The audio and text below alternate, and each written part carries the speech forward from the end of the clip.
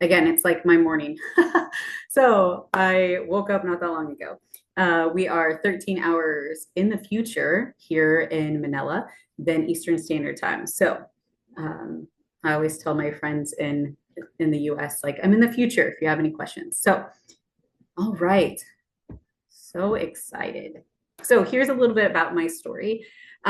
So I find this true for most women seeking to become a doula, that they might have either had a really traumatic birth and they don't want to see others have that traumatic birth, or they had the most beautiful, perfect birth and they want everyone to have that birth. So a large majority of women who come to train as a doula, that seems to be part of their story, is either they've given birth and it was either really traumatic and they don't want to see that happen, or so beautiful they do want to see that happen. And then there is a percentage of women who haven't given birth yet who still feel that call, that pull, that tug to birth work. But the majority of women have given birth and they want to come alongside women going through that as well. And so I just want to share a little bit about um, our story and how I came about to be a doula. And maybe that will resonate with some of you. So this is me and my husband. We were young, graduated high school at 17, got married at 18, had our first baby at 19. So all my friends were in college, and my husband was in the military. So we moved to states away, had a baby. And this is actually our third baby because I'm so old that I don't have a digital picture of my first two kids. And so anyway, so we were away from family. Everything was like really new, different, and it was a really, really traumatic birth. And I didn't even know how traumatic it was until later having another baby. And so I just thought, why was that so traumatic? Why was that so difficult? And then having our second son about 2 years later, it was very calm and not really traumatic. It was kind of boring, actually. And that's when I was like, wait a minute, this was crazy. And this was simple and less traumatic. And so that really got me looking into birth. Like, why was one this way and one was this way? And at that time, I was already an EMT. So I had some medical background and experience and really started going down the rabbit hole of birth in America.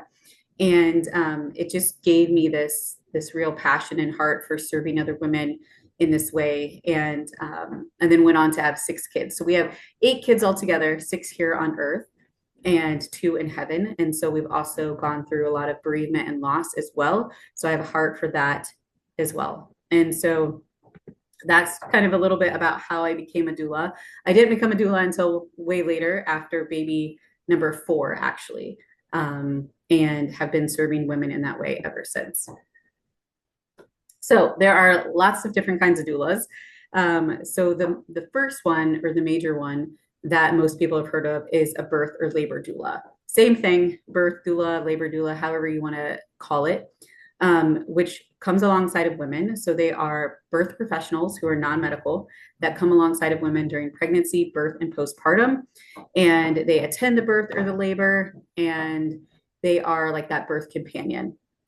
Then postpartum doulas really pick up where a birth doula stops, and they do more in-home care for the first several months or even longer. So it could be the first 6 weeks, could be 8 weeks, could be 3 months. It really depends on the family, but they come in and they really help support once they're home from the hospital, birth center, whatever that looks like, and provide newborn and mom care. That also falls under newborn care specialist, sometimes like sleep training specialist. All of that is in the postpartum. You have fertility doulas, which are women who come alongside of women during, fertility and preconception. And then you have adoption doulas who can walk alongside the woman who's giving her baby up for adoption, or the new family who is adopting the baby as well. So those are just a few. There are a lot of different kinds of doulas, but that just gives you an example of the main ones. And then like full spectrum doulas tend to do a whole lot of different things. And so, but we're having more and more kinds of doulas. There's also childbirth educators, lactation specialists, consultants. There's lactation everything as well. And they kind of all weave together in a lot of ways. So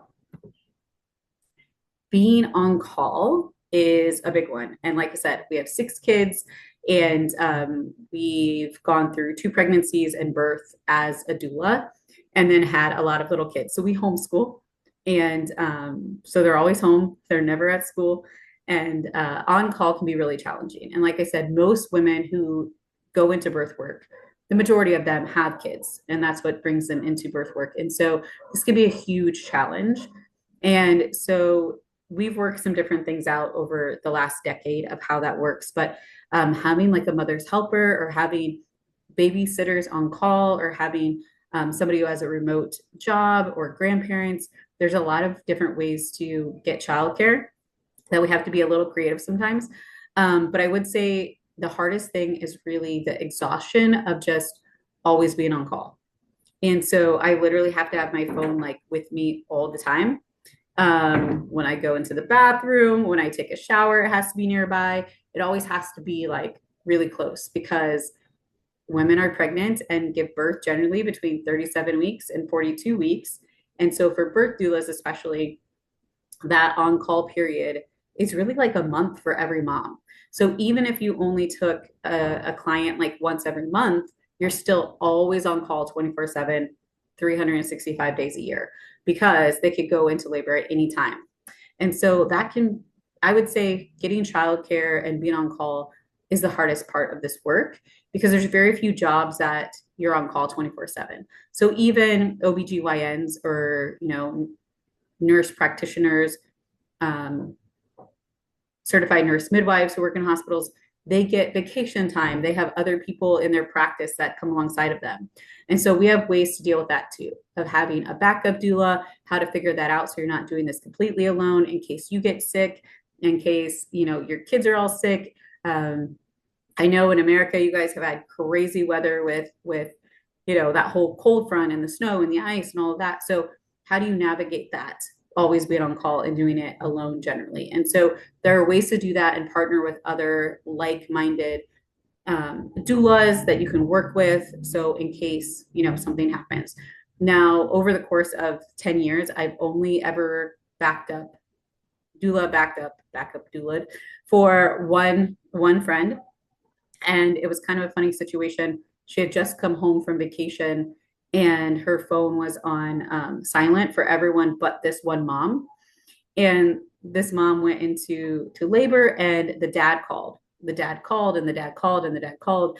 And my friend had only put in the mom's number into bypass, but not the dad. And so then he finally contacted me and said, I can't get a hold of her. And I was like, I'm not sure. I know she's home. And so I went and supported them until she woke up and realized her mistake. And so it doesn't happen often. And I had one incident where I needed a backup doula, and they chose not to have that backup doula and just finished the labor on their own. My sister had a wedding out of state, and it was this kind of last minute thing. And I had a plane ticket, and I changed my plane ticket to the very last plane that I could get on to make this wedding. And they hadn't delivered quite yet. But they said, go be with your sister. We're fine. So those are the only 2 times in like a decade that I've had to use a backup doula per se and be a backup doula for someone else. So most of the time it works out. And you can make, births, even if you have multiple women do at a time. So the birth center I'm at now, we have probably 12 births a month. And generally, I'm trying to think, generally they don't overlap. And we've had 2 recently where we've had back to back, but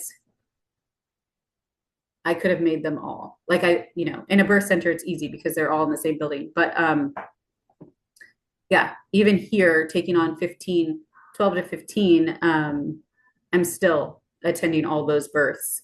And if they were, at different locations, just 2 weeks ago, we had 2 moms that were about 3 hours apart. So that would have been difficult, but I would have been able to leave the one about an hour postpartum and still had 2 hours to make the other one.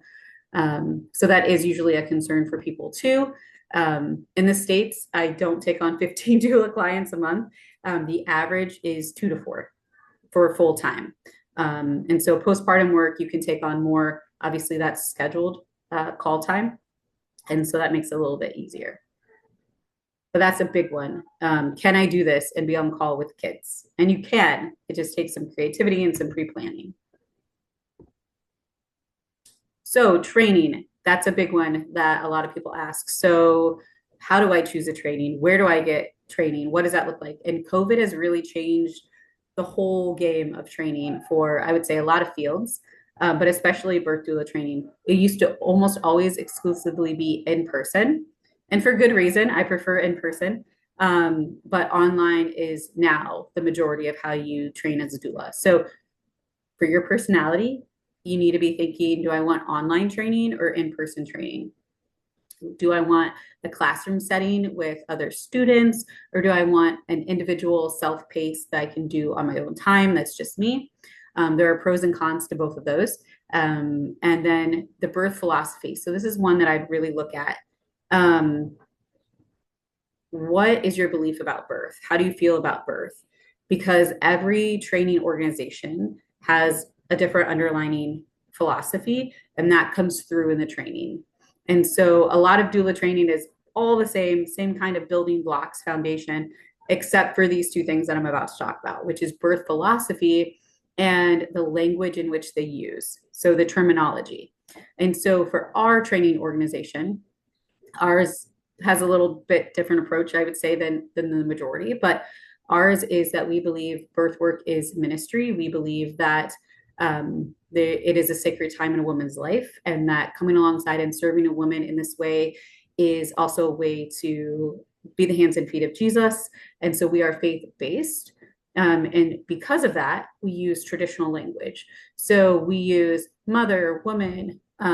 We talk about husbands and wives sometimes. We talk about babies,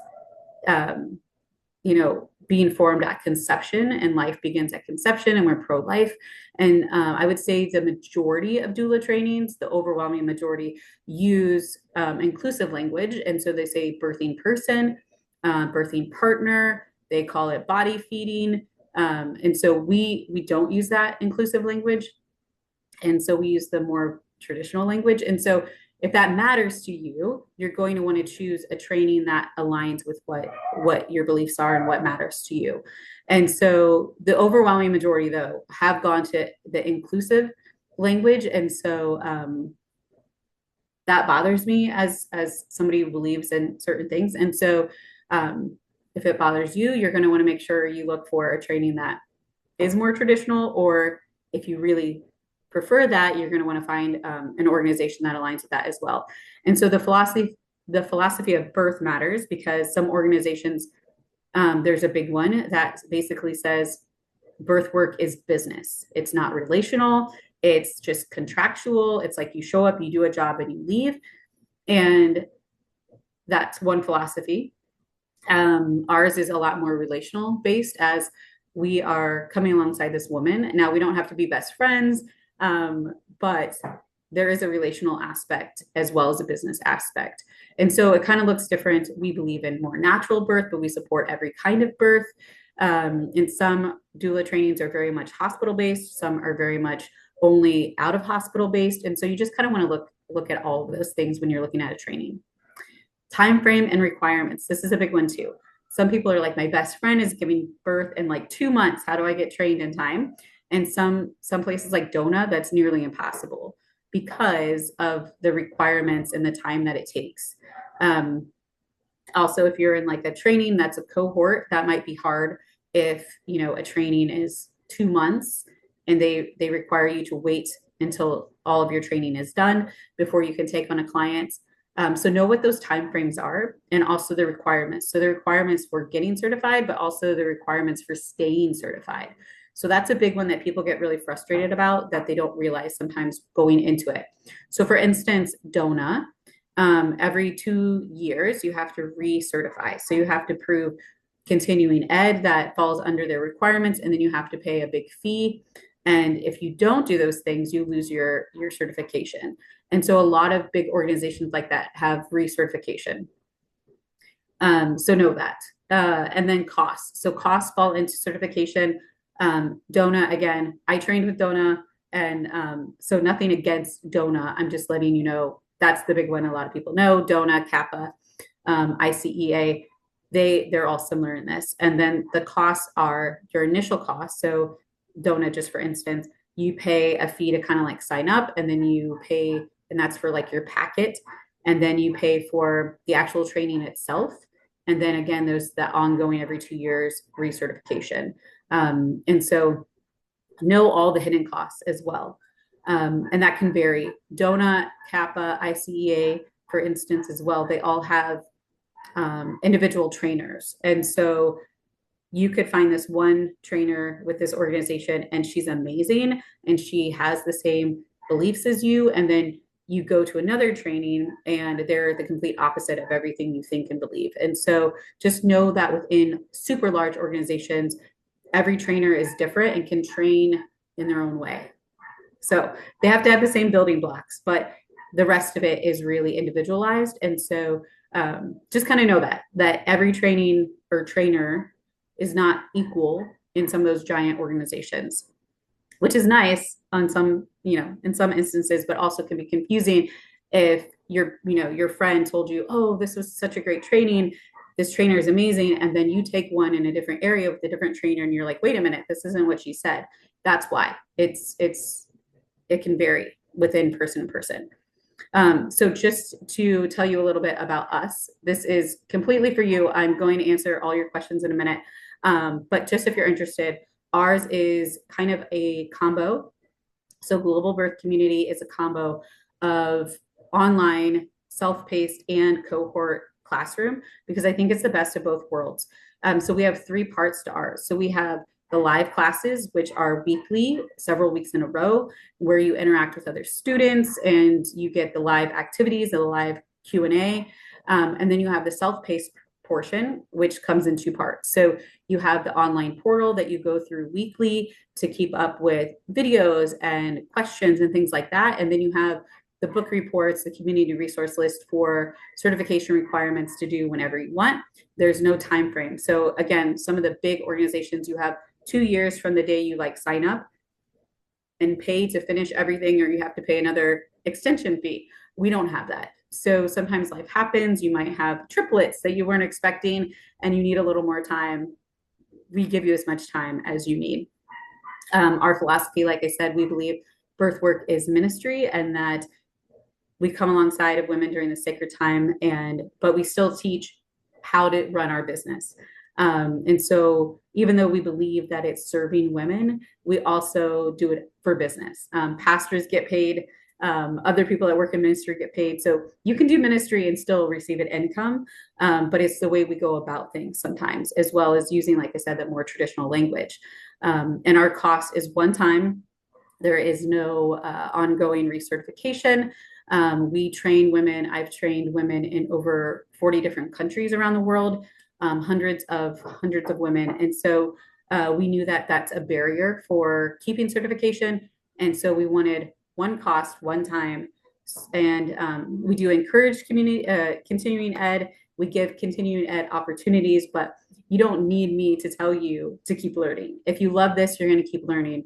And so that's how we set things up to make it as accessible as we can for women seeking to become doulas. So the other big question is, what do you charge? How do you make money? So what is the going rate for your area? So I did a kind of fee analysis from state to state, from smaller town, medium city, and large cities. So if you're interested in that, I can send it to you. But the best way is to kind of seek out some other doulas in your area. Obviously, the bigger the city, the more you can charge. The farther onto the coast, the closer you are to East or West Coast, the more you can charge. But I would say the going rate is between the lowest end is maybe $800 and the higher end is about $2,200. And that really depends on your package as well. So it's a real range. I would say the average is about $1,000 to $1,200 in the mid-range of average for birth doula. And then for postpartum doulas, I would say the low end is $25 an hour and the higher end is like $50 an hour. But I would say the medium average is probably about $35 an hour for postpartum care.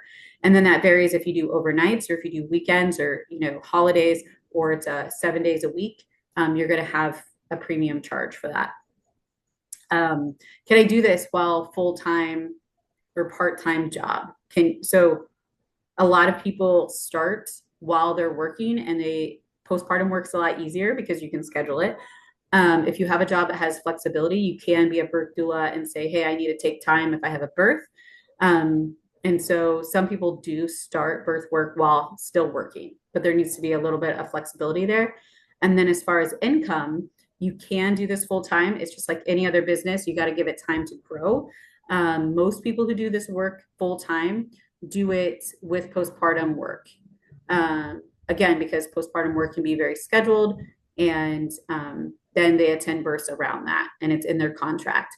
But you can get to the point where you have, say, 4 doula clients a month for birth, and that would be considered full time. Even as a midwife, the average amount of births a full-time midwife takes is about 4 a month, is kind of that sustainability factor. If you look at what that looks like nationwide, is 4. So for birth doulas, for midwives, full-time would be considered 3 to 4 on average per month. And so you can, but again, it's like any other business. You're usually self-employed, solo, working alone, and you need time to build that rapport in your community, build that, business model, just like any other business. But there are a lot of doulas who do it full time. But I would say if you want to make the larger amounts of money, generally to make about 6 figures a year, you need to have both postpartum and birth work together. And childcare, we touched on that a little bit. So for us, as homeschoolers, we also found like a mother's helper who would come over, who's another high school homeschooler, which is great. So if you can find a homeschooler who drives, that's fabulous. And homeschoolers generally have larger families, so they're used to taking care of kids from every age. We've also used relatives. There's also been times where my husband worked from home. And there's been times where I've had to set up childcare from other people. So I've kind of had the whole range over the last decade. But there are definitely ways, and I've never missed a birth because of childcare. It's always worked out. And like I said, most of the doulas that I've worked with in our area, they have childcare. And one of the things that you can do is, contracts are beautiful. So one of the friends that I have, she just lived more rurally. Had a little homestead, so it wasn't close to the city. And so in her contract, she has a 2-hour rule.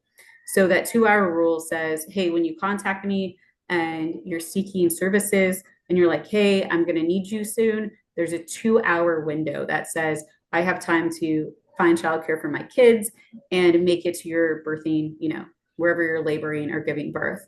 And so having that in your contract and then communicating that with your clients is really key. And women understand that, because most women don't have quick births. Some do, and they generally know if they generally do. But most of the time you have lots of time, because you're having them communicate with you when they first feel contractions and they're 10 minutes apart. Most labors, they don't happen in 2 to 3 hours. They happen over the course of 8 to 16 hours. And so as you're having that ongoing communication, you start to prepare. Same thing. I have 2 hours in my contract. I've probably never taken more than 45 minutes. But I want to know that when I'm close to like dates, if you go to Costco, you know what I'm talking about. You can't just like in and out of Costco if you have a family of 8. You're going to get a full cart. You're going to stand in line, and it's a little stressful, and the anxiety gets really high when you have a mom, close to her due date. Like, should I go to Costco? It's going to take me hours to go to Costco. Like, I don't want to be like in the checkout and then have to run away, And so that's not how it's written in a contract. And there's buffer. And again, women tell you like, hey, I feel different. I think today's the day. And hey, I'm feeling something. I think it's contractions. Hey, they're picking up. Hey, these are getting harder. It's a continuous communication. It's not like, come now. Like, I've never had that. Not as a doula. I've had it as a midwife, but I've never had it as a doula. And here we do have some really quick births, but again, these women labor at home, and then they have long transports to get here.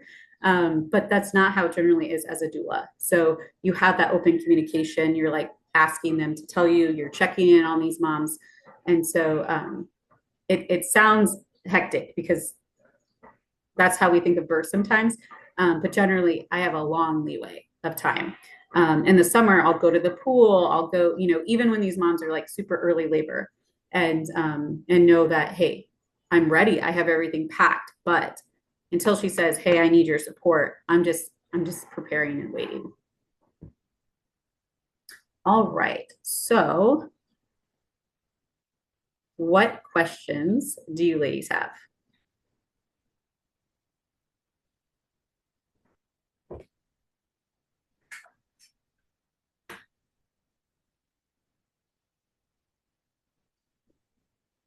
Yeah, go ahead and unmute yourself and let me know what your question is.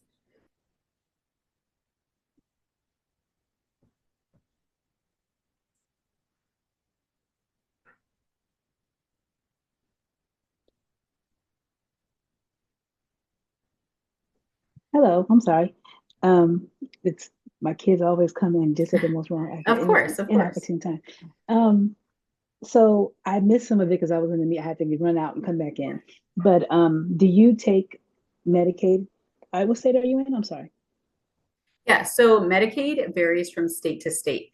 So it depends on what state you're in. So in Indiana, we don't have that process completely worked out yet for reimbursement. So it's like there, but they're still working on the final details. Next door in Ohio, for instance, Ohio is very unique. They're the only state that I know like this, but Ohio requires you to go through Ohio's training. So you can have been a doula for 20 years, but in order to get Medicaid reimbursement in Ohio, Ohio came up with their own training. You have to take it past that, and then you can get their state reimbursement.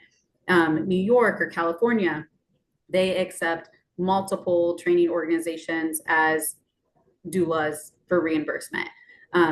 So it just really depends. Like Michigan, we've submitted all of our syllabus and what we require. And so, like for Michigan, yes, you can get Medicaid reimbursement as a global birth community doula, but it depends on state to state. And like I said, some states it's like you have to go through their program.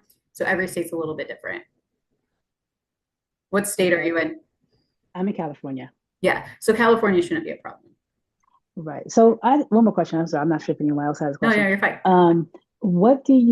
How do you determine, like, I don't know if you do packages or not, but how do you determine what services you're offering or how do you Yeah. bundle them together or and because I know sometimes I look at numbers and it looks like it's so high, but I know it isn't. It's just, because that's how much people need to get paid. But how do you, what are your most popular services? Like, do you do postpartum as well or just birth or both?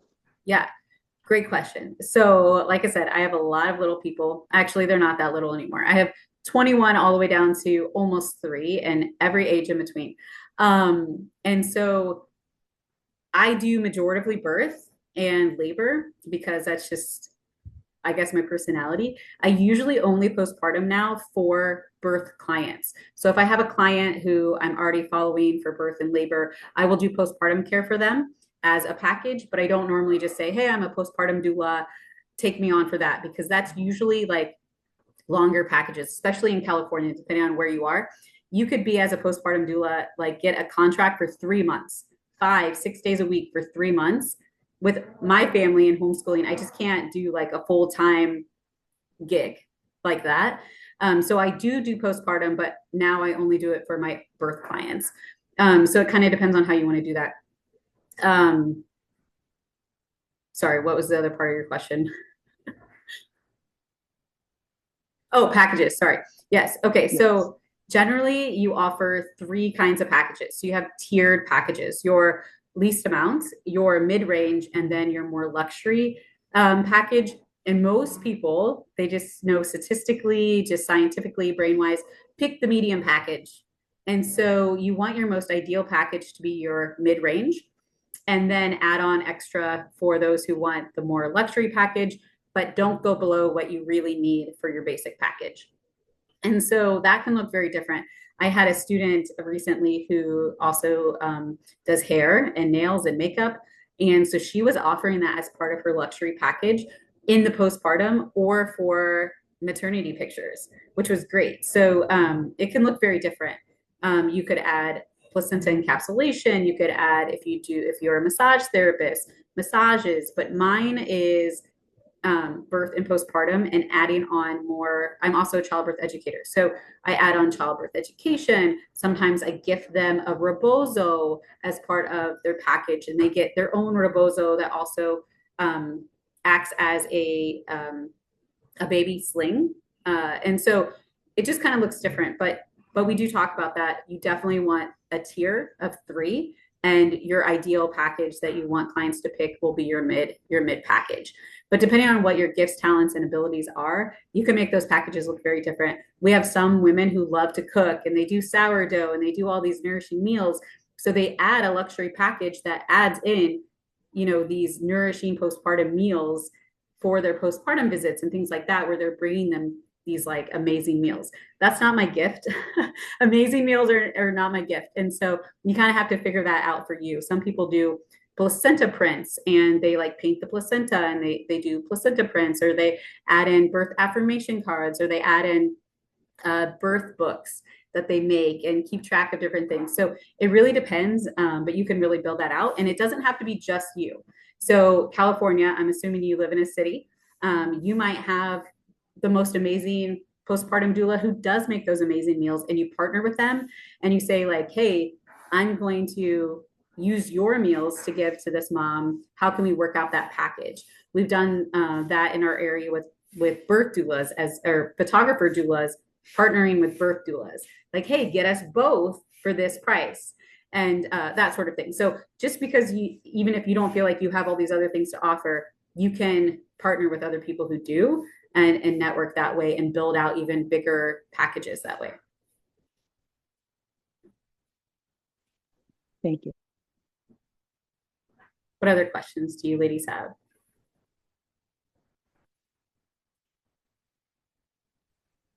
Hi, Shanna. I have a question. Yeah. So, like in other organizations, you've said that there's other hidden fees, right? So, in some organizations, you pay for your certification aside from the enrollment fee. But in your organization or in Global Birth Community, enrollment fee comes with certification, right? And you only certify once.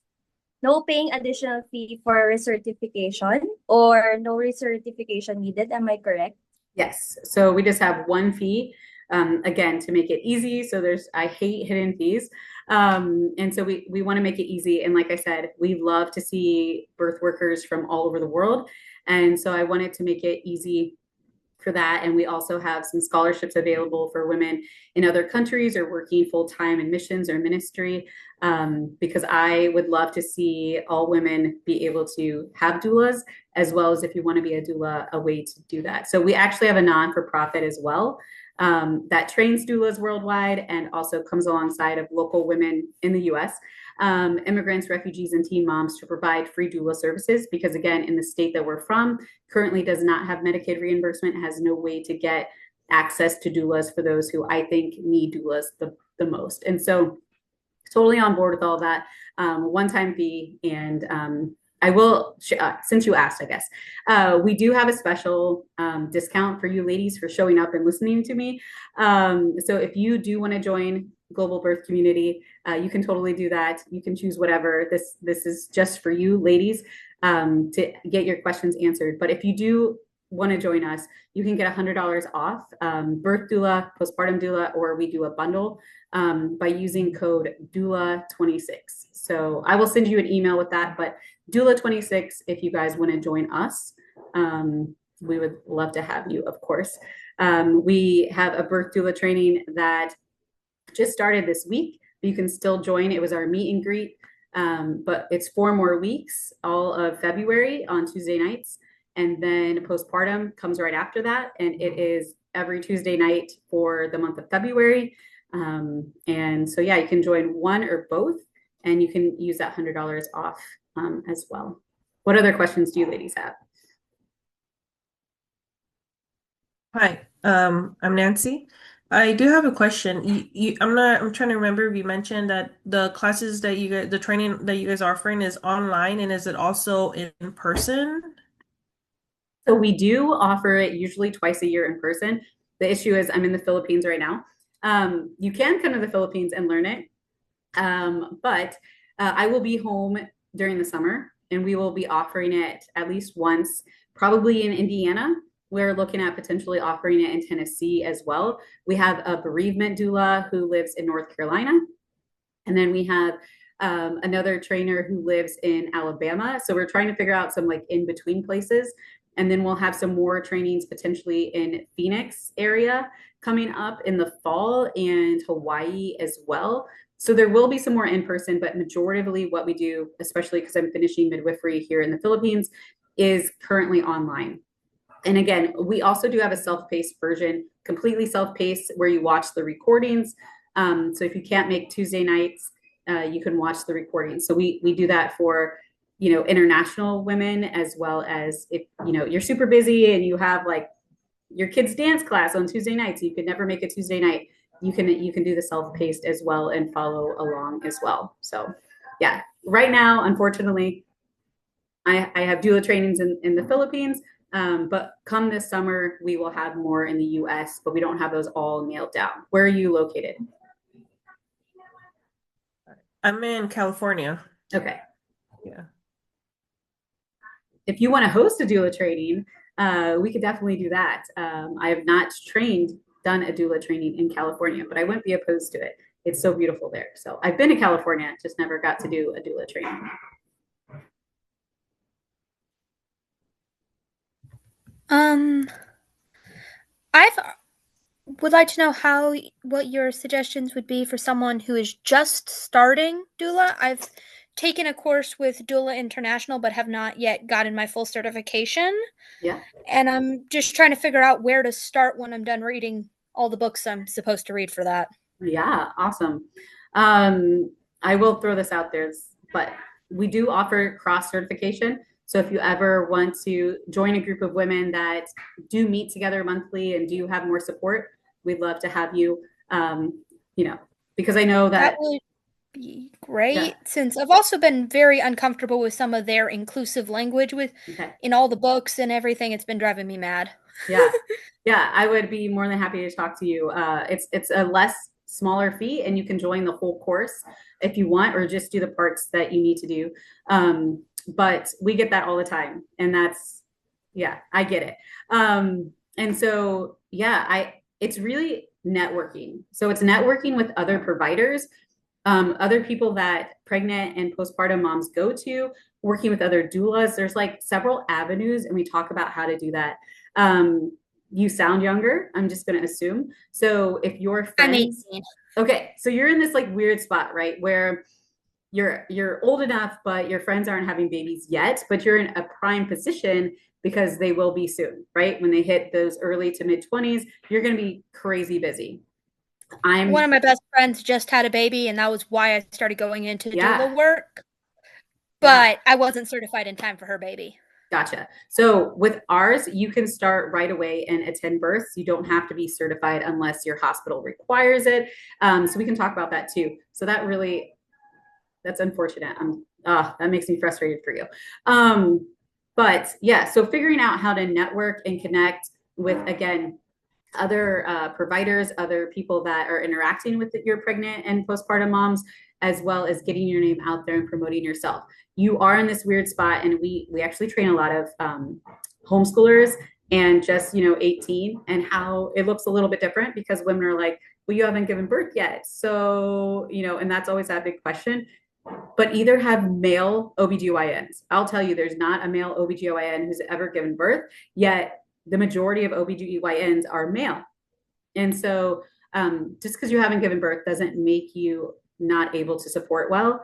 And so we walk you through how to network, how to build that business and get yourself out there. And we have a lot of experience with young girls just post high school, figuring this out before they've even given birth. And so I'd love to walk along with you. So if you want to email me, I would love for you to join our monthly meetings and have that community that maybe you don't have yet. But it is a little more challenging, I will say, when you're 18, because if you have a 30-year-old woman, they're like, but there are a lot of things that you can do, and there are ways you can definitely build your business. But it will boom in a couple years, I promise.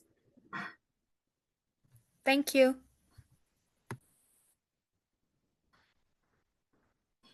What other questions do you ladies have? Hi, Shanna. Can I ask one more? Yeah. So, as I was researching about this, correct me if I'm wrong, okay?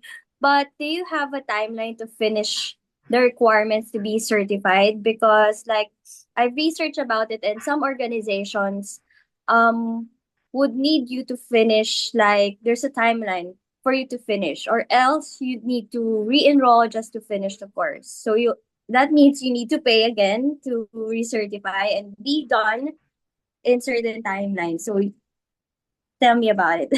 Yeah. So we don't have that. So some organizations, you can pay an extension fee if you go past like the 2-year mark, and some you would have to re-enroll. We actually have in our postpartum class coming up a past student who life happened, and she reached out to me and said, "Hey, like I didn't finish completely my certification. How much is it to like re-enroll?" And I was like, "You don't have to re-enroll. Like you just come back and join the class again. You already paid."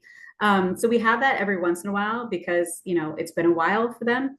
So they always have access to come back and join. But again, we just have the one-time fee.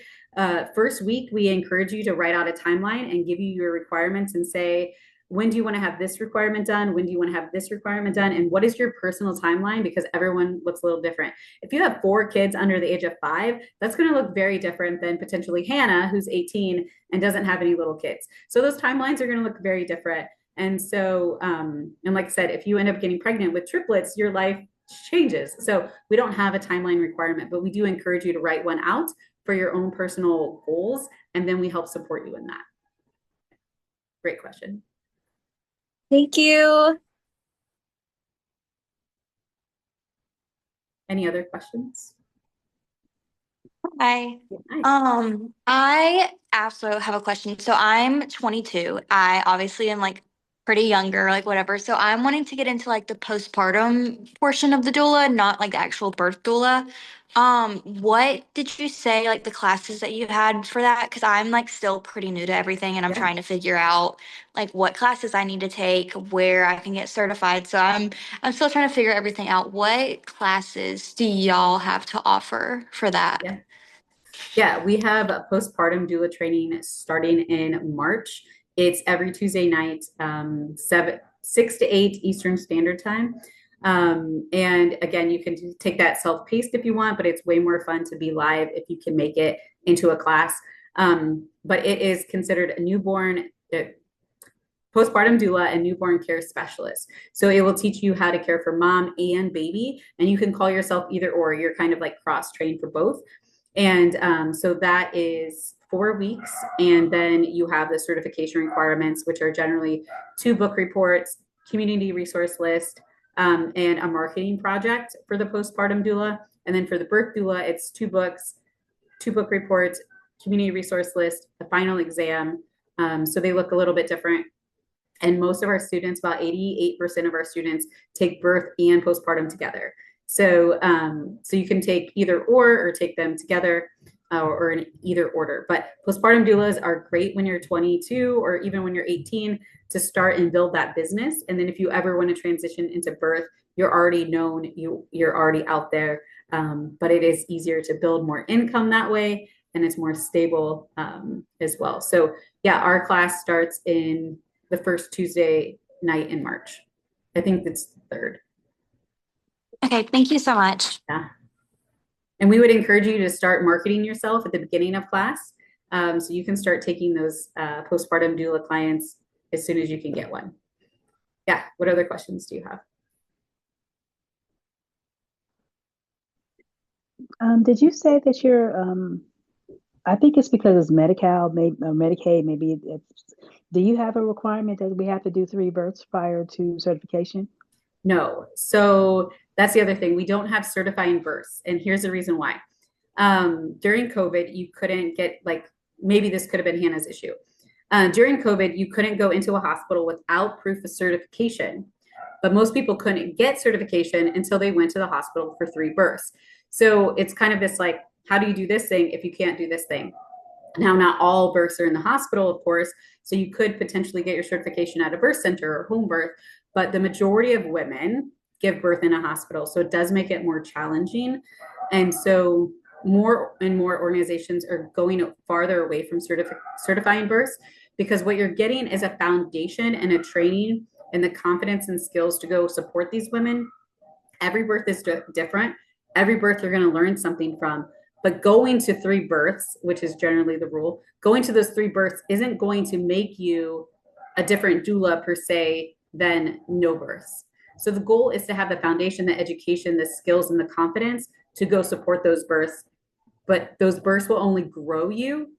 But you don't need births to be certified, if that makes sense. And a lot of places still, especially on the East or West Coast, sometimes you have to show certification to get into the hospital. So it makes it a real big barrier. And we're not about barriers to the birth work. We want to help you to be able to do that. But again, every birth will grow you.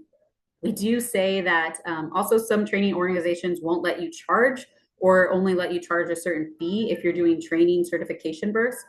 We talk you through that. We don't suggest, like, if your going rate for a 10-year veteran is $2,000, that you're going to go out and charge $2,000 for your first 3 births per se. You're going to build up to that a little bit, but you're also not going to charge nothing, because you do have skills and a foundation and knowledge that the average person doesn't have. And so there's like a happy medium there, but we do not require births for certification. And to follow up with that, Yeah. how I don't know how to say this, not to be weird, but how important, as a postpartum doula, how important do you think that an NCS is? It depends on what the training is. If it covers your newborn, what's normal. So basically, whether you're birth or postpartum, the goal is to know what normal is. So you're a professional, but you're non-medical. So we train a lot about medical and information, because you need to know that in order to bridge communication with your clients and your moms. As a postpartum doula or a newborn care specialist, the goal is to know what's normal. What is normal for babies' reflexes? What is normal for babies' responses? What is normal for babies' like behavior? And how do you care for them well, of course. And so if your postpartum doula training covers that, then there's not a huge difference between postpartum doula and newborn care specialist. It's just postpartum doula focuses more on mom care and newborn care specialist on baby care. So that's why we cover all of it, because you don't really have one without the other. Like, you're not going to have a newborn that doesn't have a mom, and generally the mom has a newborn. And so so we just put them together. But if you were to just go to a whatever big organization and you want to be a postpartum doula, it should cover the majority of the same thing. Okay, because I think a lot of it is just like titles, and people like to see titles, Yes. And I'm just trying not to fall into that trap. Yeah, there's not a huge difference, honestly. It's just, hey, can we change the words and charge for this, or that sort of thing. Right. Thank you. Yeah. Have you considered hosting the business portion of the classes as a standalone? I'm currently taking a doula training and I love it, but they do not cover anything business. Okay, interesting. Yeah, you don't have to say who that is, but I'm curious if you want to tell me who that is, or email me. We haven't, but that is a great idea. We've kind of been talking about it. I'm not opposed to that. And because that is challenging, because it takes different parts of the brain to do like relational work and service, caring for women. And business is very different. And this is true in midwifery as well. And I say that just because I'm a midwifery student, but so many midwives are amazing, amazing, amazing midwives, but they're not business oriented. They're not, in midwifery school, they don't even teach you business. And so then their businesses are failing because they're about serving women. They don't care about keeping the books, right? And so that can be really challenging for doulas, because you're asking a lot of a woman. we're asking you to like be a doula, be in a relationship with women, care for women, give them all your time, your energy, be on call 24/7. Oh, and you have to become an entrepreneur and a business owner and a website designer and a social media and like all these things, right? And so, yeah, like we've been talking about what else do we offer? How do we expand some of that education? And that would be a great one. I'm not opposed to that at all. Yeah, so let's figure that out, and I will send you an email. Yeah, great. Yeah, that's crazy. That they don't have anything for marketing and business. So I will say again, we are like very missional minded, ministry minded, but we definitely still train on business, what that looks like, how to keep track, because we want you to be successful. And again, you can have a successful business while still ministering and loving on women well. So it doesn't have to be one or the other. It's usually a combination of seeing your work as ministry, but you can also be paid for it. So what other questions do you ladies have? Hi, I also have two more questions. I'm Yeah, sorry. go ahead. So I found out about the Zoom meeting like pretty last minute. What is your organization to where like I can cert or like I can register to take like the Yeah. classes and do the postpartum? Like what website or whatever I can go to Yeah, find that? I'll put it in the chat. But it is globalbirthcommunity.com. Okay. And then also, sorry, I'm writing it down really quick. Not letting me. There's currently no. Oh, I'm in the waiting room instead of the chat. Yeah, go ahead. And then also, so I am like not big into like the business aspect of it, and I really don't want to be like my own entrepreneur. Is it common for people to also go through like agencies that like match doulas like with family? Like, is that something that's like actually like a thing, or do you recommend like doing it on your own and like advertising yourself? Yeah, so if you live in a city that offers an agency, that's a great way to get started. I like it helps, right? Because you get that experience without having to worry about the business side of it, and it can be really helpful. So I didn't start in an agency, but I started in an organization that came alongside of immigrants and refugees in Atlanta.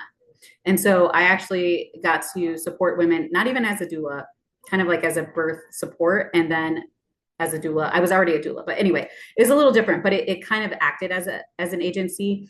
And then the non-for-profit that we run kind of acts like an agency as well. And so I'm definitely for that. It helps you to build your confidence. It helps you to only focus on one thing at a time. And you may want to do that forever, or you may get to the point where you're like, hey, I'm ready to go out on my own and take on more clients and choose my own clients. But no, a lot of people, it's a good place to start is an agency if you have that ability in your area. So if you live in a big city, you'll have agencies. If you live in a more medium to small city, you might not have that choice. So yeah. Okay, thank you. Yeah.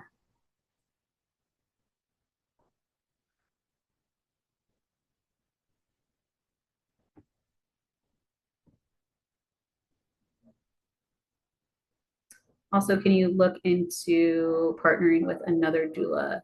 Yeah, so you'll want to do that. So we talk about that in training, like how to network and find somebody else to partner with. And so partnership can look very different. It will not let me. Oh, that's why. Sorry, tech is not my strong suit. You want a backup doula, and that can look very different in partnership. So where we're located, we have like a doula collective where we don't actually work together, but we sometimes like do some events and training together. But through that, you can network, whether it's a network or collective or whatever, find other doulas. And you want to find someone similar to you with the same, like I said, birth philosophy and kind of language. And so you can be that backup for each other, but that doesn't mean you have to work together. So you can work together as a partnership, or you can just have like relationships for those certain times, because everybody wants a backup. Everyone needs a backup doula, but some people do partner together. So that can look very different partnership to partnership because everyone has different needs. So a lot of the times, sometimes birth and postpartum doulas will partner together. Sometimes you're both. And then you meet the clients together and you both like walk through together, and then whoever's, available for that birth. Sometimes you meet people together and that client says, I want you, I pick you. So it looks different. Every partnership kind of looks different. The majority of doulas work solo. And then I would say secondary is agencies. And then third would be direct partnerships where you're like, we work together, we're a team. So you can definitely do that. But my challenge to you for that is you need to make sure that you have someone that is really like-minded. And this is why, because I'm just using me for instance, I don't use the inclusive language of saying birthing person per se or body feeding. So if I'm working with a client and they're used to me saying like, oh yeah, mom or woman, and then my backup doula comes to their birth and they're like, oh, you're such a great birthing person. Like, you need somebody who's so similar that if you need to use the other person or vice versa, it's going to feel similar. And so I've had several people who have come through the training together, or one has come through the training and then the next cohort, another lady from church or one of their friends joins and goes through the same training because they plan on partnering together. So we've had a lot of partnerships that have come either together or like back to back so that they can have the same kind of skills, training, mindset, so that they can support similarly, if that makes sense. So that's the one thing that I would say as you pick a partner or a backup, to find somebody similar.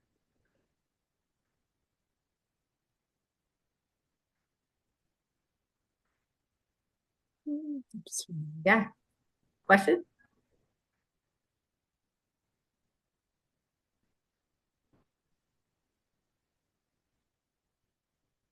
Any other questions? Hi, everyone. Yes, question. Sorry, Go go ahead. You can go ahead. So I joined this late, but so if I've already done a training with Donna, what, would I have to retake a class with y'all? I haven't done any, I've been to one birth before that wasn't my own, but that was before my training. Gotcha. Did you certify?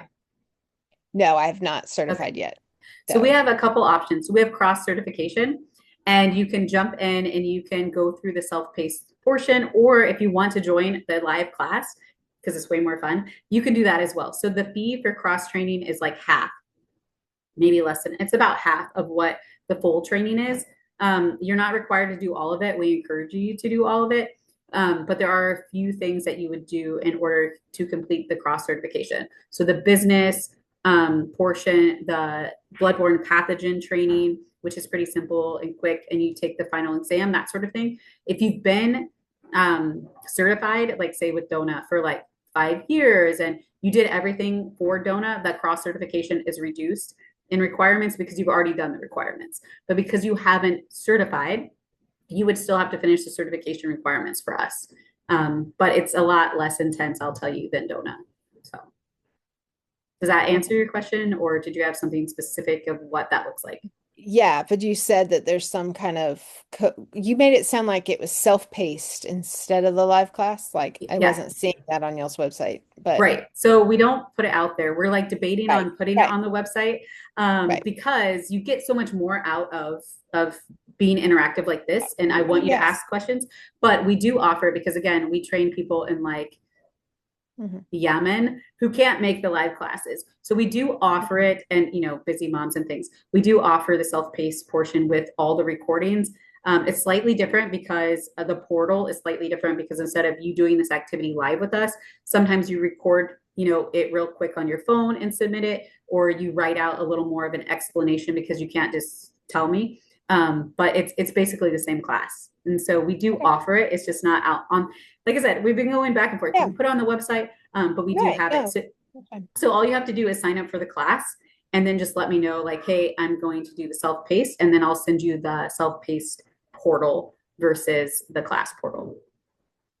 One other question. It looks like, one of your classes just started like 2 days ago. Yes. The postpartum one is still, do y'all know when the next round of the others, like the birth is going to be? Sorry if all these have already been No, you're totally fine. We've had a lot of people in and out. You can still join birth doula training this week. So our next class is Tuesday night. So you can join up to the next class. So the first class is a meet and greet, and it's a lot of just like going over some of the things that we're talking about right now. You would just watch the recording, but we allow people for the birth doula to still join the training within that first week, because the first one's more technical and less learning lecture, I guess. It's a little shorter, it's a little different. So you can still join that cohort now. We couldn't get a Q&A in any sooner because we had teams coming and we have teams leaving, and we have another team showing up today. Actually, I'll be going to the airport. But you still have time if you want to join this cohort. We offer it 3 to 4 times a year. So I believe we're going to do childbirth education in March as well. And then we'll do birth doula training in April and postpartum in May. And then I think we're taking off June, and then July we'll do it again back to back. And then we usually take a month for childbirth ed and we do it again. So generally every other, but because we're in transition from the Philippines back to the States in May, we'll probably just start again in April. Yeah, so I think April will start birth doula. But if you want, you can still join this cohort for sure. Okay, thank you.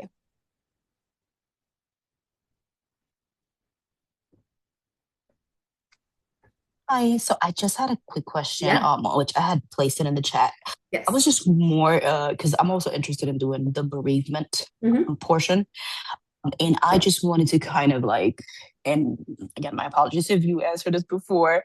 I'm trying to figure out how does that look when it comes to basically kind of like scheduling your clients, because we know, they might be, I really would like to do like full spectrum. But I'm concerned, like, oh, would I be able to manage, how does that kind of like look, if you don't mind sharing that? Yeah, so bereavement, I will tell you, I'm not the instructor. So her name is Sarah. So Sarah at Global Birth Community will get you Sarah. But do you mean like scheduling like birth and postpartum together, or? Right. Okay. Yeah, because I've seen, I joined a few, I'm fairly new as well, and I joined a few like Facebook groups and whatnot, trying to get more information. And like I'm just seeing, a lot of people are like, okay, so I have such and such amount of clients, and I'm like, if you have, let's say, 2 moms who might be laboring at any second, kind of like how do you manage that? Because I've asked the questions, and a lot do say, oh, no, I don't partner with anyone, or, I don't have like a backup. And I'm like, okay, so how does that work? How does that look? How many clients are you taking a month? Yeah. Because I'll be scared. Yeah, for sure. No, I totally get it. If you do birth and postpartum, so you write in your postpartum contract, if I have a labor, I will make up your hours at the end of your contract. So that's pretty easy because these women have all just given birth, so they understand the flexibility of birth comes. And so that's pretty easy. And that's how you can leave postpartum to go to a birth and then add those hours to the end of your contract. As far as 2 births at the same time, like I said, I've been doing this for like a decade, and maybe like 3 times have I had women in labor at the same time. And generally they go at different rates. So you support the one, and then, an hour-ish postpartum, then you go to the next one. If you need to, you can have a backup doula that only goes for that gap. So you can say like, hey, like you're laboring well, like things aren't going as fast as her. So I'm going to stay with her, and I'm going to send you Sarah, and Sarah's going to stay with you and support you. And then I will be there as soon as, and so you can figure it out that way, and you can pay a backup doula for just the time that she's there. So the one that I backed up for a friend, I was there for, I don't know, it was the middle of the night, but say like 4 hours. And then I unfortunately left before the birth. I really wanted to stay. This was such like a very beautiful couple, but so I wasn't paid like the full fee. It wasn't like a full like, hey, you get me instead of her. It was just for those couple hours. And so that's generally what happens if you do have 2 women laboring at the same time. You go with the one who's advancing quicker. And then if you can or need to send someone to the other one, but then you just pay them hourly. So that doesn't mean like they would stay if they don't need to stay. They don't take over for you completely. They just fill in that gap. And so, but again, like Lord willing, that doesn't generally happen very often. The average doula who wants to do this full time takes 3 to 4 clients a month. Now, some doulas are super busy and they take like 8. I don't know how they manage that. That would make me super nervous. But midwives in general as well take 4 is like the average amount of clients a full-time midwife takes, where they also don't feel like the births are going to overlap. But again, you can have 2 births that are due on the same day and they come a month apart. You can have a month apart and they come on the same day. So there is no way to predict or know, but they generally don't, or they don't labor at the same time. Yesterday or the day before, because I don't know what day it is, we, like I said, this birth center here does about 10 to 12 births a month. They generally don't overlap, but we had 2 both here at the same time. Just for instance, this was yesterday. Okay, so the mom shows up at 7 a.m. at 7 centimeters dilated. So we're like, okay, this mom's going to give birth really soon. Then an hour later, a mom shows up at 5 centimeters. And we're like, okay. Then a few hours later, the 5 centimeter mom gives birth. And the 7 centimeter mom took 12 hours. And so like, there's no way to like really know, but it generally, birth happens on its own. They just don't usually happen at the same time. There's no way to tell you. Okay. Yeah. There's always going to be some stress.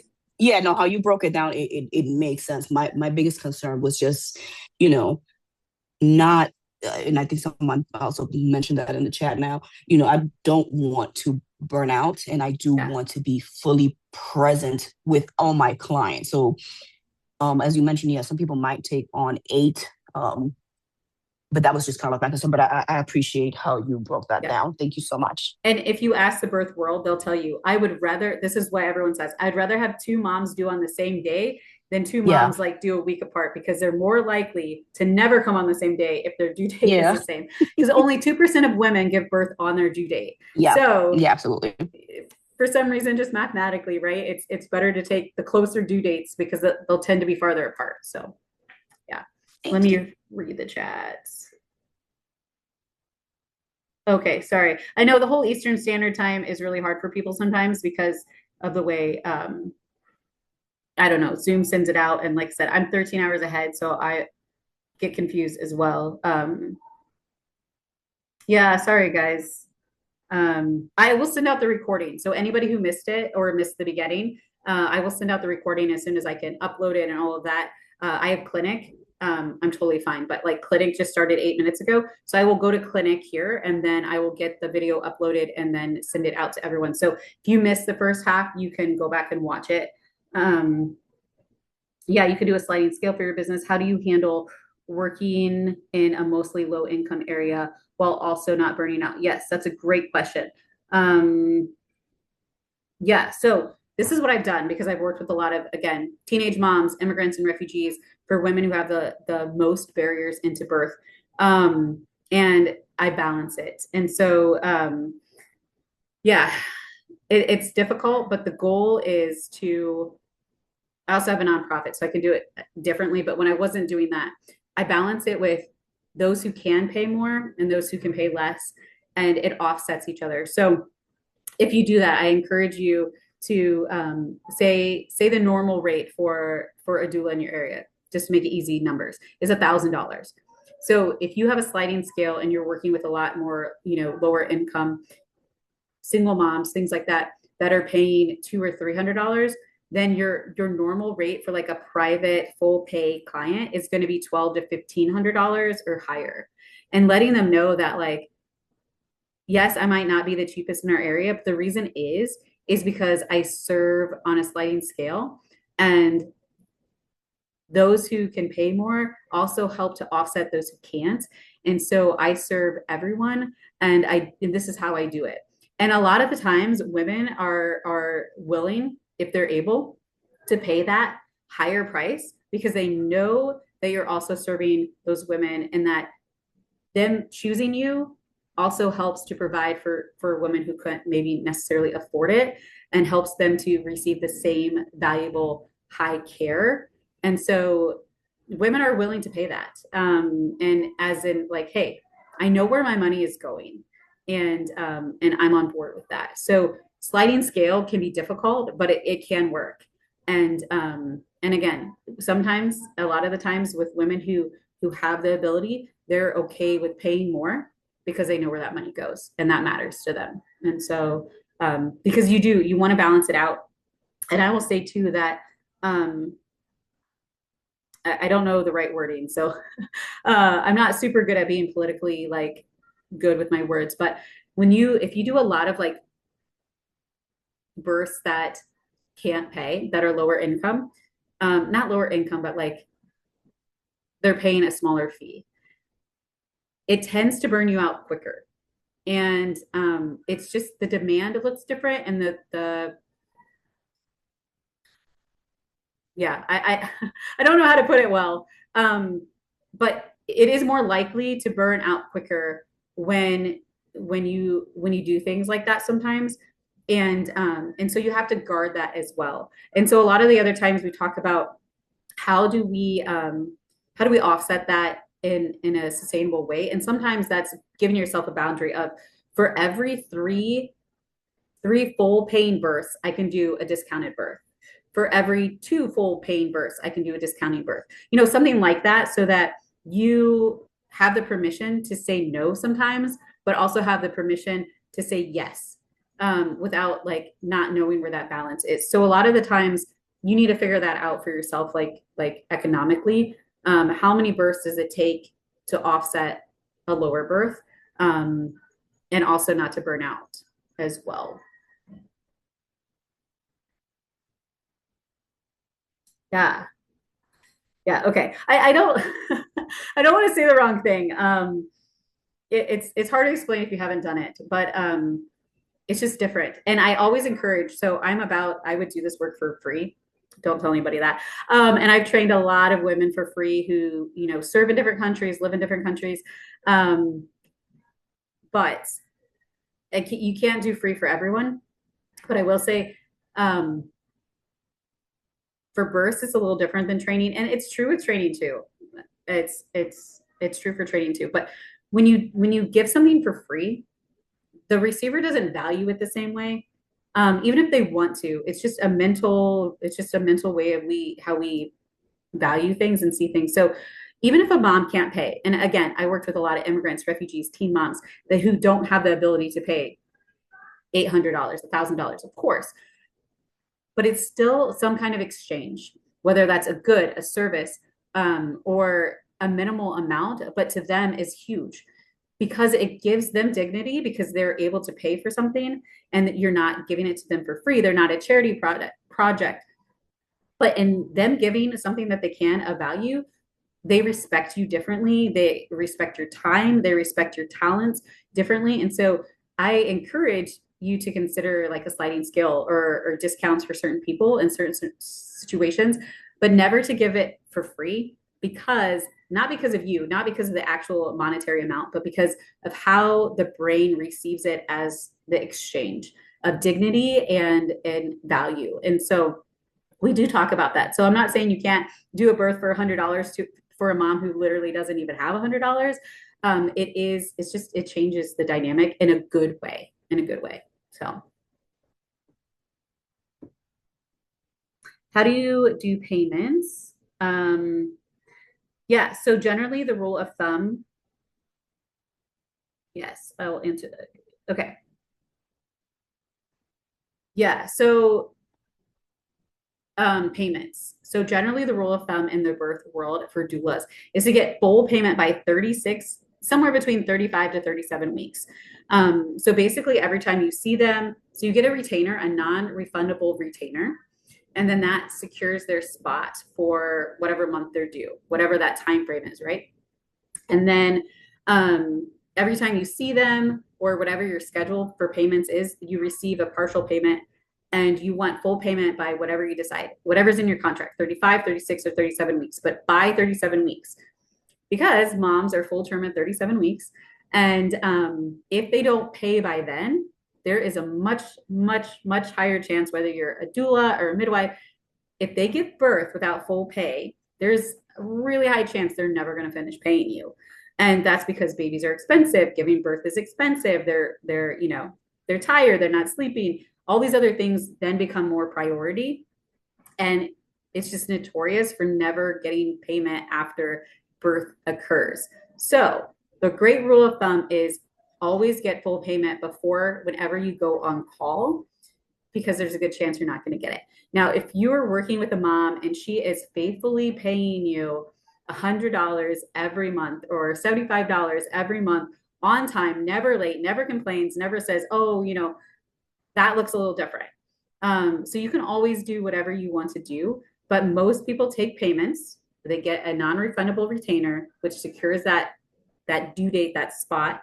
And then they get pretty common, like by this week, whatever's in your contract, but full payment by 35 to 37 weeks. And it's very common. If you don't get it before birth, you'll never see it. And so that's kind of the rule of thumb of getting payments. So.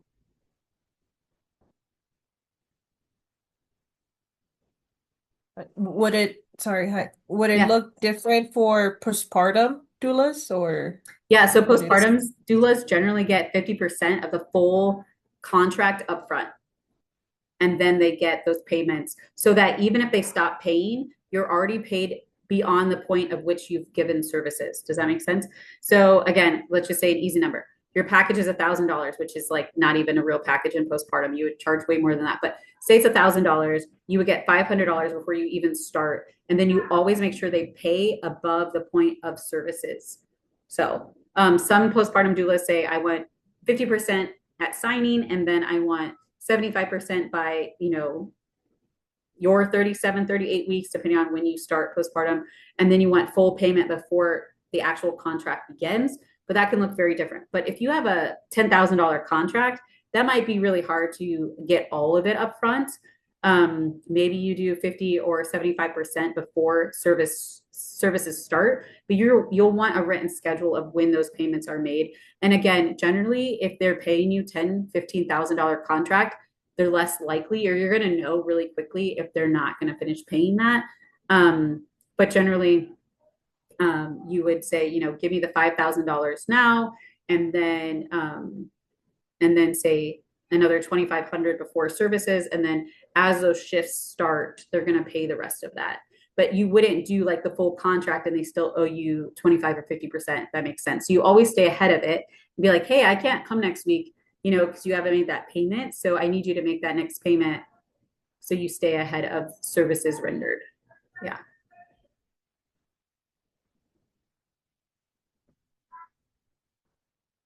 Yeah. So again, like a giveaway or going free, you want to do it. Like I ask even students sometimes, what's your specialty? What is your gifts? What are your talents? Midwives will do this too with like Amish or Mennonites. Like, oh, you can't pay me, say $5,000, but you can give me a half a cow and like homemade cheese, or your husband can build my fence.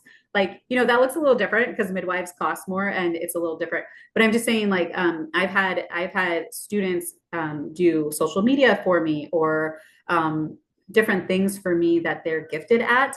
Doula clients have given me like things that they make or create to offset some of that fee. And so if you have a single mom who can't pay you per se, but she is really good at like Canva and she can make you like childbirth education slides, let her make you those slides. Let her give you something in return so she values that. So giveaways, I will tell you, giveaways or free, it's just not looked at the same. It sounds great. It really does. But I can tell you, and if you ask other people who have done it, it doesn't come out the same. So I always say receive something because it gives them dignity. It doesn't make them feel like they're a project, and everyone has something to offer. Everybody's good at something. So.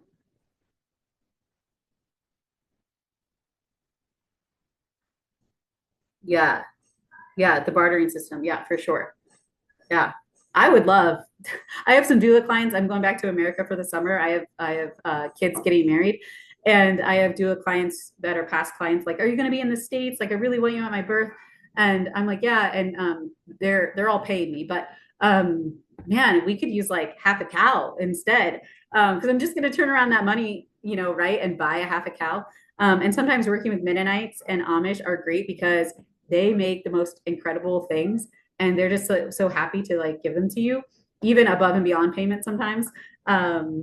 we had one client, and her husband is part of this like special fancy cheese. They're like the Mennonites, and well known, I guess. And they make these like specialty cheeses, and they would bring them to appointments and things. And I'm just like, this is amazing. Like who gets this like crazy expensive specialty cheese? Anyways, it's funny. How long does a postpartum doula job in estimation last? So it can last for you can do like a part-time postpartum doula, which is generally more of what I do, just because I'm adding it to my birth clients, where I'm working for them for say 4-hour shifts, maybe 2 or 3 times a week. But generally a postpartum doula who's like full-time can do 8-hour shifts, say 5 to 6 to 7 times a week. If you're doing 7 times a week, you generally have another postpartum doula that you're switching shifts with. So like you would take on 5 days, and you would have another doula take on the other 2 days, because that's really impossible to like never sleep.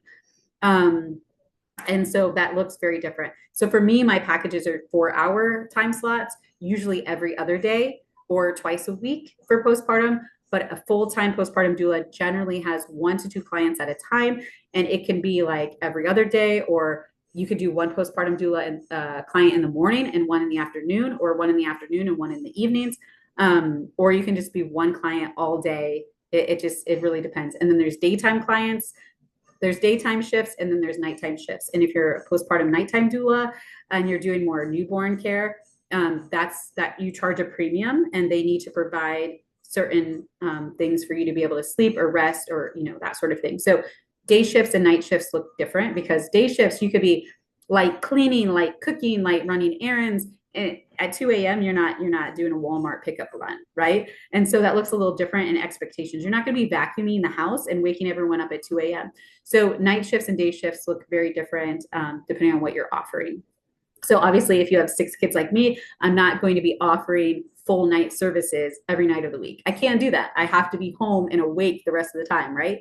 And so I only do day shifts. But if you're 18 to 22 and you're like, hey, yeah, I would love to make the 25 to 50% premium and work nights, that's a great place to start. That's a huge need, because not that many people can provide that care, because they, again, generally have their own kids that they have to be awake for during the day. So it can look very different.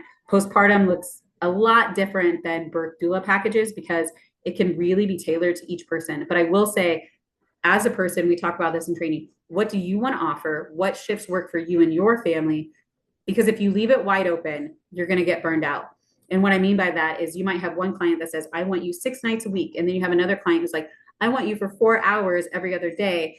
And you're doing all of these things, and there's no consistency, and you're just saying yes to everyone. And the more we don't have those boundaries or structures, and we don't work it around us, we get burned out.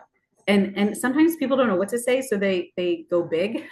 And so we talk about, how do you schedule that for you, and then they work around that. So same thing with like consultations or prenatals. Like I don't say, I've learned this the hard way, but I don't say, hey Chen, like tell me anytime in the next 2 weeks that you want to meet and get together. Like that's hard, because she's like, I don't know what to pick. Like, I don't know if that's good for you. I don't know if that's good for me. Like, and so it's a lot easier if you tell people for postpartum care or whatever that looks like, hey, these are the shifts that I offer. I offer Mondays, Wednesday, Fridays. You can either do morning shift from 8 to noon, or you can do afternoon shift from 1 to 6, like whatever that looks like. So you build those parameters that work for you. And sometimes maybe you tweak that for somebody, but if you give everybody like a full open schedule with no like framework, it becomes really exhausting really fast. And it's exhausting for both parties, because they don't know what they're supposed to say or do or schedule. And you're like, whatever you want, I'll make it work. And it's so we talk about how to make that balance and bring that framework to life, so that you don't burn out, because there's a huge high rate of burnout in birth work, because it's exhausting. You're dealing with real life, you're dealing with on call, you're dealing with unexpected, you're dealing with a lot of emotions. And if you do birth work, especially, losing sleep really affects you. And just that underlining stress of always being on call takes its toll. So we talk a lot about that, because we want you to thrive. We want you to not turn around and hate this work 2 years in. So yeah. Any other questions? So with your classes, you said that there's a live option and a not live option. Can you like combine those where if you're available some weeks to see the class live and not other weeks, can you just like watch the recording and do the homework? Yes, you can totally do that. We'd love for you to make every class. I have a mom right now who is doing that. She has a pretty little one and another kid that she puts to bed at that time. So she's like, I'm breastfeeding and putting a kid to bed. Like I don't know. So she's coming when she can. But if she can't, then she watches the recording. So we would love to have you come and interact, but we totally understand this is for real people doing real life. And so we want to make it, again, accessible for what works for you. But I like having you there. I like interacting with you. But yeah. And I already forgot what the question was that I just read. How do it go? Yeah. If I heard it correctly a while ago, you said that we are getting 100 off, right? If we plan on enrolling? Yes. So $100 off. I'll send out an email with the recording and this, but you can sign up for the birth, postpartum, or both, and get $100 off with Doula, all caps, Doula 26. So yeah, and then billing. Okay, so insurance. I'm really bad at doing the chat. Yes, we are faith-based, and we were like one of the very first to do a faith-based Christian training because I just saw that there wasn't. Everyone was going in inclusive language. And that was just hard for me. So billing. Okay. So again, every insurance company is different, but most doulas are paid privately or through an HSA. So a health savings account. And so we've never had an issue with health savings account not accepting doulas. So if they accept doulas, they accept like all doulas. And so we tell you about how you make your invoice, how you send that. And so the clients generally pay you personally, say you're $1,000, and then you give them the bill and the receipt for that, and then they turn it into their HSA, and that's all good. There's not a lot of insurances. There are some that do reimburse for doulas, but most of the time it's a reimbursement where you give them the bill and the invoice, and then they get reimbursed. Some really large corporations will pay the doulas, but it's generally a reimbursement. The only time that would be true would be like a state Medicaid or Med-Cal or whatever it is. They would pay directly, but those doulas have to be in their system and go through all these hoops to get that done. And so that looks very different if it's a Medicaid or government situation. Otherwise, it's usually high yield savings accounts or a reimbursement process through like a health sharing plan or something like that. Yeah. But again, every state is different, so it's really hard to say. And every insurance company is a little different, but it's generally like you send the bill and it's a reimbursement or they get the bill, but it is becoming more and more mainstream for insurance to cover it, but it varies. And then there's programs like Carrot, who you can register with Carrot as a doula, and then they work with insurance companies as well to make that happen. So there's like third parties that can help with that too. Any other questions? So excited for all the questions. We were talking about the cross certification a little bit ago, and exploring the website, it makes it sound like that's a separate event that I don't currently see scheduled. Is that correct? Or is it jump into the birth training? Yeah, so it's either or. Again, it's like a different portal because the requirements are slightly different, but I always give self-paced the option to jump into the lives, and I just add them to that class. So there isn't a separate self-paced pay option. Cross certification, same thing. Self-paced, there isn't a separate because I throw you into the class so you get the same emails and updates. But if you do the cross certification, I'll throw you into this cohort as well. So you can choose if you want to join live, if you want to watch the recordings. Those aren't required if you've already done the training. That part isn't required, but it's completely optional, and I allow you to do that because again, it's way more fun. But cross certification doesn't have to do the lecture phase if they've already completed a training, but you do have that option if you want. But you will do the online portal. Does that make sense? Yes. And is all the course requirement have to be done by the end of that class? Like this class is ending in February. Okay. Yeah. the other question is y'all's exam. What types of question, like, is it a multiple choice exam, an essay exam? Yeah, it's all That, multiple choice and it is okay. open book. And it's open book in the Okay. sense of it's not tricky, it's not hard per se, but we want you to be able to go find the answer if you don't know the answer. And the requirement is you have to find the answer yourself. So not chat GPT, because you're not going to know the answer to every question that your client's going to ask you. And so the goal isn't to know everything. It's to basically know, have that firm foundation, which is it's a foundational test. But if you don't know the answer, that you can go seek the correct answer in an evidence-based way on your own. Does that make sense? So it's not like one of those crazy open books where it's like super tricky and you better have this book and look at this page. That's not the goal. But we do allow you to go seek the correct answer if you don't know it, but on your own in a way that makes you sustainable when you have more questions that you don't know. But for the most part, you're going to know.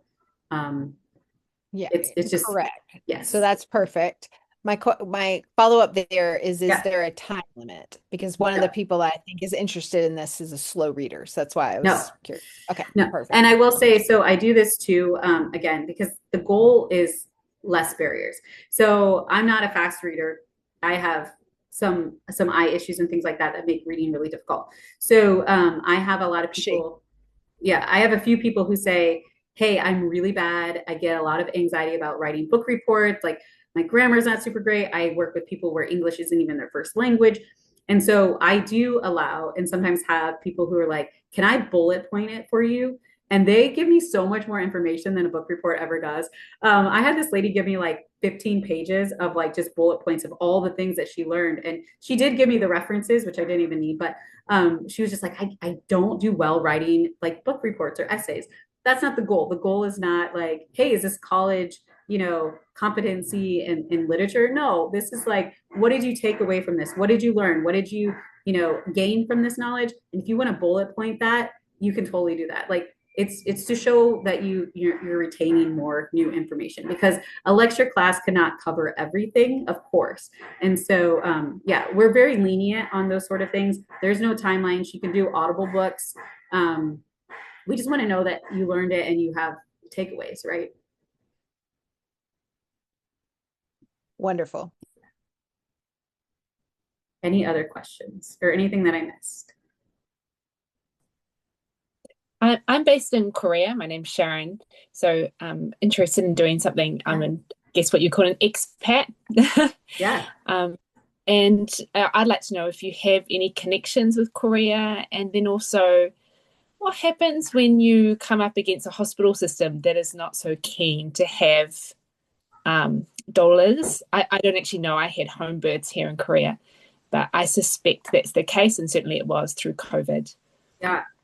So one, I don't have any Korean students. Why don't you come to the Philippines? It's only a couple hour flight and I would love to train you. Or I could come to Korea. I'm not opposed to that. No, I'm super excited. Like, I love that because we just don't have anyone from Korea yet. So here in the Philippines, men don't even usually get to go. If you have a public hospital, men can't go into the hospitals. Now, in our birth center, they can participate. Private hospitals, they can generally participate. But if doulas aren't allowed in a lot of the countries that we've actually gone and trained in person also do not let doulas in yet. But then as we train doulas there, they go to the Ministry of Health and they show who they are and what they're doing. And then the Ministry of Health has taken on these doulas and say, hey, we see your value, and are starting to let doulas in to hospitals in countries that have never let them before. So there is hope. But because I've never had a Korean student in Korea, I don't know some of the answers. But what's worked in other countries is giving full doula support up to the point of them going to the hospital. So knowing what that normal birth looks like, knowing how to help them do positions and moves and work through those contractions, and then also know when they should transport into the hospital, because you don't want an accidental birth. Like, nobody wants to be like, oh, baby, that wasn't the plan. But to know how to do that and support them as much as you can, as long as you can, and then pick back up that support as soon as you can, whether you can visit them in the hospital or wait until they come home at 24 hours or 48 hours, whatever that looks like. There are ways to still doula well, even if you can't participate in the actual birth. You can participate in all the labor and help them feel at ease and comfortable and work through that until the point of needing to transfer to the hospital, and then pick up care as soon as you can right after. Not ideal, obviously. Of course, you'd want to go and support all the way through. But until, that possibility is possible, doing that and then finding ways to connect and network within hospitals potentially and build that rapport so they can see your value, because eventually they will hopefully let doulas in. But we are seeing that movement in other countries that have never allowed it before. Does that make sense? Does that answer your question? That does answer my question. Yeah. And they almost need you more, right? Because we had this first time couple. So in the Philippines, you have to deliver in a hospital as your first time. And this young couple, she's 19. It was an unexpected pregnancy. And she came to our comfort measures class here at the birth center that I did. I walked her through things, how to do these things. So her and her husband actually did all these comfort measures and did things in their apartment all the way up to the point that they went to the hospital. He wasn't even allowed in. But she told me afterwards, she was like, I was so grateful for your education and your support and your all these things, because I knew what to do. And he got to participate as much as he could, as long as he could. And that was a game changer. And so they need doulas even more, because then you have education to give them, you have support to give them, because they don't get that all the way through. So they need a doula even more so leading up to. So you can still make a huge difference. Right. Gotcha. Can you tell me what birth is like in the Philippines? Yeah, so I haven't even said this, but we allow interns to come, especially Global Birth Community gets first pick. But if you're alumni, we let you come in and stay here at the birth center next door, participate in birth. I let you do a lot more than doula stuff. Not me. Okay, the midwives do. Like it's not Shanna per se, but they get to do all sorts of doula stuff and beyond, which is awesome. I love it here. So I would say, and Chen, I know, is here in the Philippines, so she can speak into this. But here, the women birthing here in this birthing home is actually a house. I can kind of show you. I'm sitting on a birth bed. So they literally give birth. Here's the bed. Here's the room. I don't know what all you can see, but there's another bed over there with my stuff on it. It's like a room. And this is much bigger than any of the bedrooms I've ever been in for the moms that we serve here. So they get to come. It's a house. It has a kitchen. It has all these things. So they come here and they can have anybody that they want. Sometimes their kids are here, their moms are here, their husbands. They tend to come and labor really well on their own. They seem to give birth really well on their own. But the government did change rules during COVID. So now first-time moms can't give birth, and teens can't give birth, and over 34 can't give birth outside the hospital. So sometimes women do come here because it's always their second baby or beyond with trauma from the hospital. But for the most part, women are a lot more confident. What I've seen here and working with immigrants and refugees from other countries, they don't have the same fear around birth generally as a culture. So if they had personal experience that was bad or traumatizing, then of course they bring that. But as a culture, let me shut this door really quick. It like opened on its own. Hold on.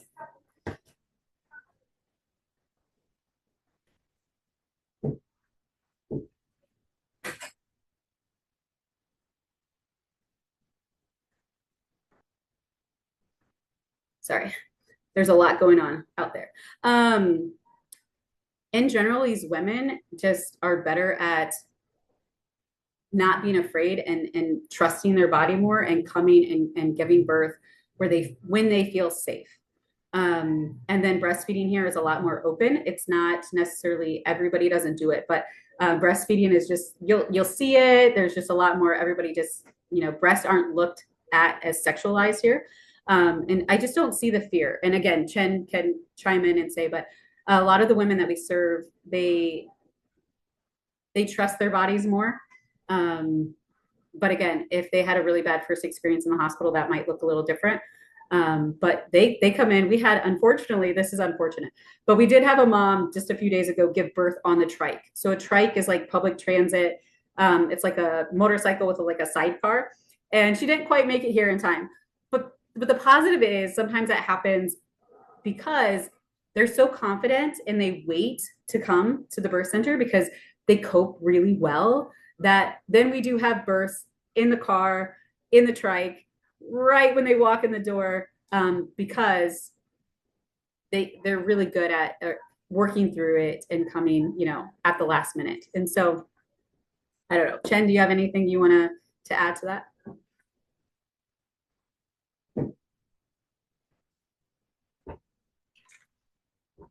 Now, that's not true everywhere here.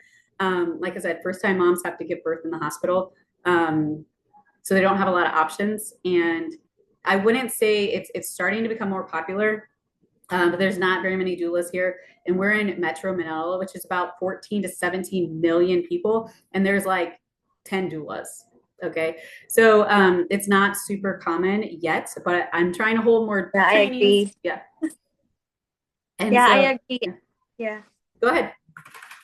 So I gave birth without a doula, and I agree that it's not really common. And if you have, or if you ever hire a doula, you'll probably pay more. And as you know, Philippines is I'm not gonna say it's poor. We're poor, but we're not really keen on paying or hiring a doula because giving birth here is really, really expensive, especially if you give birth to hospitals. So yeah, not really common here. I only know of one birth center on another island, a smaller island, big city, smaller island. They actually have one full-time doula on their staff, and they have two more in training. So there's one birth center here in the Philippines that will have staff doulas, which is amazing. And I'm hoping to make that happen here in the very near future as well. So, but as alumni, you can come here and stay and participate if you want. So, yeah. All right, any other questions? And again, I'll send out the recording and the discount code, and you can still join the birth doula training that just started, but it was a meet and greet. Postpartum starts first week of March, and bereavement is currently going on, and it's a 10-week course, and she does not have a date, but she'll probably take a few weeks and then start bereavement again. And these are all Christian worldview. Obviously, you don't have to pick a Christian faith-based program if that's not what you want. But we would be happy to have you. And if you want to do the self-paced or the cross certification, we can make that happen as well. But I'm telling you, joining class is way more fun. But we do want to create access for everyone as well. So let me know if you have any questions. Like I said, we have a bunch of moms. One of the midwives came in here just a minute ago. So we do have some moms that I will go work with for prenatals, and then I have postpartums, and then I have to go pick up interns from the airport. But I will send out a follow-up email and this video. And if you have any questions, please email me. I would love to answer them. Even if you don't work with us, I'm still here to support you. And I love the idea of a business class. So I'm going to work on that. I'm going to think about that and figure out how to offer that to you ladies as well. So I just want to close real quick in prayer and pray for you ladies. But feel free to go if you need to go. So dear Heavenly Father, I just thank you for all these ladies. I thank you that you're bringing them into the ministry of birthwork, and just be with them as they prepare and walk this journey in whatever way that they do, Lord. I also pray for the families that you are going to have them serve and come alongside during one of the most sacred times in a woman's life during birth, pregnancy, and postpartum, Lord. I just thank you for these women. I pray that you give them discernment and wisdom for where to train, how to train, when to train, Lord, and make those provisions happen as well. We just thank you for all that you're doing in these women's lives and the women's and families that we'll be serving. In your precious and holy name, amen. All right. Thank you, ladies. Thank you for joining us. We're so glad you were here at Global Birth Community. Birthwork is ministry. Our team will be praying for you as you minister to the families in your community.